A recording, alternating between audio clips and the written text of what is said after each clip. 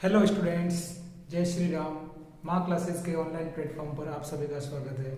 आज अपन पढ़ेंगे वन एवं वन्य जीव संसाधन का अगला टॉपिक, भारत में वनस्पति जात और प्राणी जात। भारत में वनस्पति जात और प्राणी जात का जो अपने पहला पढ़ा सामान्य जातियां, IUCN के अकॉर्डिंग सामान्य जातियां, और दूसरा अपने पढ़ा था संकटग्रस्त जातियां।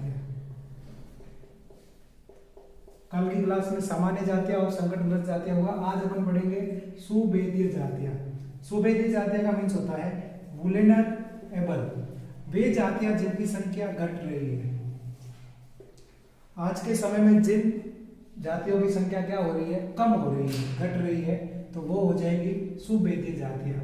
इसके अंतर्गत एक बात ध्यान रखना, नोट लिखा हुआ है कि यदि इनकी संख्या विपरीत प्रभाव डालने वाली परिस्थितियां नहीं बदली तो ये संकटग्रस्त जातियों की श्रेणी में आ जाएगी।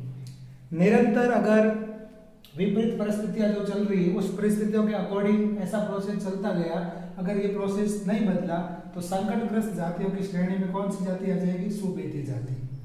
उसके बाद दुर्लभ जातियां, वे जातियां जिनकी संख्या बहुत कम सुभेदीय है, यानी या तो संख्या कम है या फिर किसमें आएगी? सुभेदीय के अंतर्गत आएगी, वो होगी दुर्लभ जातियां।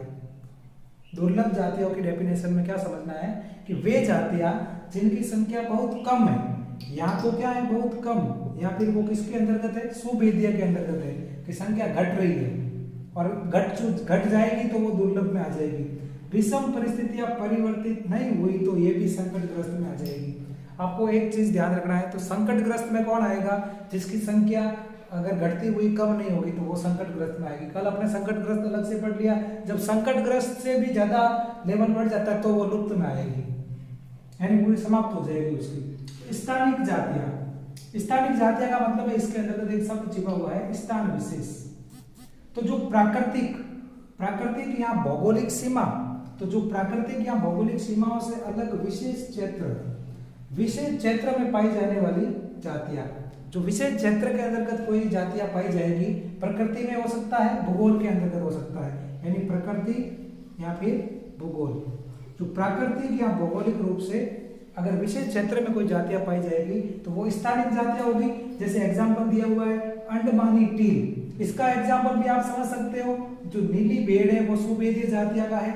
एशियाई हाथी ये सुभेदीय जातियों में। जो गंगा नदी है इसके अंतर्गत डॉल्फिन है, तो गंगा नदी के अंतर्गत जो डॉल्फिन है वो सुभेदीय जातियों के अंतर्गत आता है।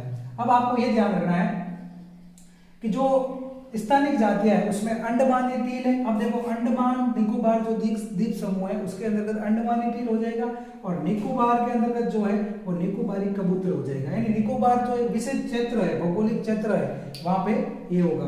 अंडमानी जंगली सुअर, तो ये भी उसमें आएगा। लास्ट है लुप्त जातियां।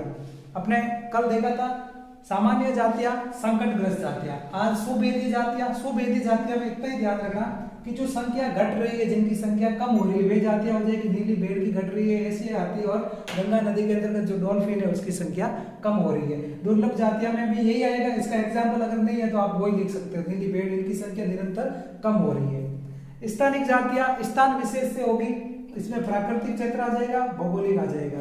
तो प्राकृतिक और भौगोलिक की विशेष सीमाओं के अंदर आ जाएगा। अंडमानी टील याद रखना, निकोबारी कबूतर याद रखना।